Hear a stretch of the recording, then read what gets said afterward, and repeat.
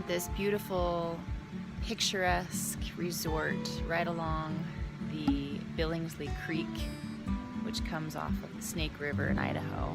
And it is so peaceful. And just to be able to be with my family and be able to afford nice things. I was thinking about financial stability, and I know that I struggled with this for so many years. You know, I grew up raised by a single mom below the poverty line, and she was a hard worker, very industrious woman, but we struggled. I would get new clothes, if I was lucky, once a year right before school started. And it wasn't name brand stuff. It was always from Ross or TJ Maxx or thrift shops. I remember feeling so embarrassed and going to school in not cool stuff. I can remember hearing things growing up like, money doesn't grow on trees, I'm not made of money, make sure you take care of your stuff because this is the only one you're gonna get, we can't afford that, be grateful for what you have. And what happened was it ended up forming a mindset, and quite frankly, not a healthy one.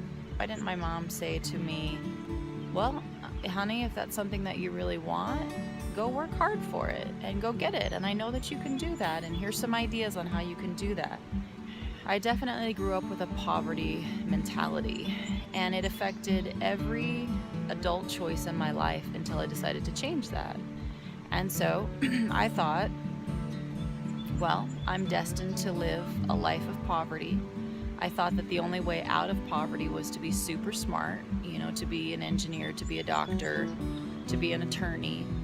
And I didn't have the desire nor the aptitude in math or science to pursue any of those professions.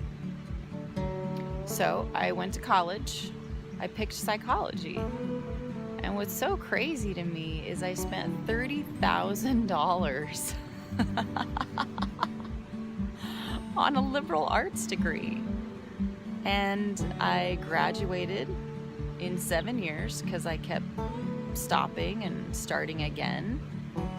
I got a psychology degree, spent $30,000 on it, and it allowed me to get one kind of job.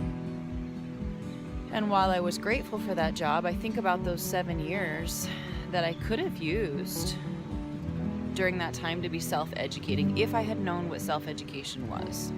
But unfortunately, I graduated with the same poverty mindset that I went into college with, and quite frankly, almost the same skills. Being an entrepreneur and owning my own company wasn't even an option. In fact, it wasn't even a thought process.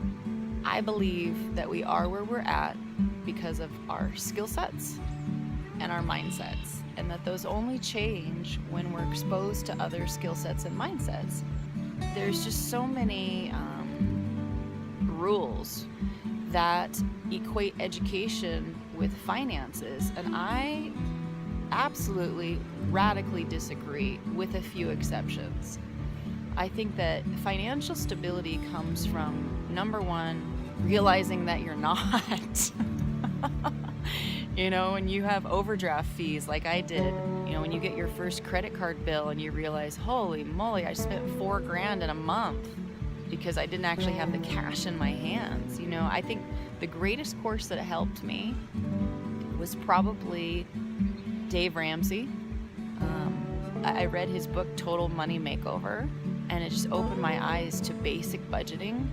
I felt like I finally had some control in my life when it came to finances, because obviously I wasn't raised that way.